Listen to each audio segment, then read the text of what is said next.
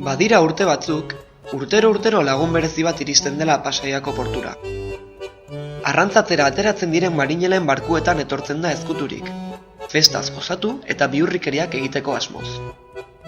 Baina nola iritsi zen trintxerpera lehen aldiz? Zuen aiton amonak gazteak zirenean, Trintxerbeko portua itsasontziz beteta zegoen. Hauek ilara luzeak egiten zituzten portuaren alde batetik bestera.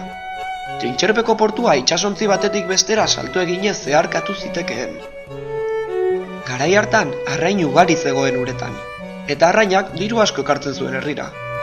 Trintxerbeko marinelak bakailaoa arrantzatzetik etortzen zirenean, herritarrek jaigiroan ematen zieten ongi etorria hilabeteak eta hilabeteak urrutiko urotzetan arrantzan ibilitako senitarteko eta lagunei.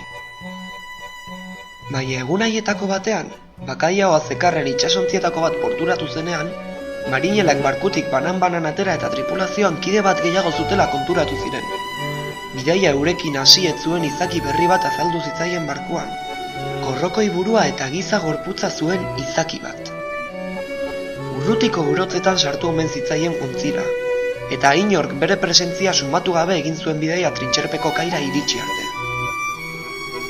Portura bertaratutako pertsonek sorpresa sartu zuten bisitari berria. Korkoi buru, oihukatzen zioten. Korkoi buruk festak trintxerpetarrekin ospatu zituen, eta azken egunean uretara egin zuen salto, bertan murgildu eta desagertu zen arte.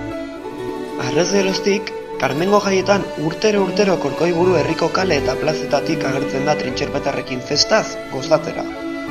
Jaiak bukatu eta kantauri hotzera egiten du galde, portutik jauzi egin eta uretan murgiltzen den arte.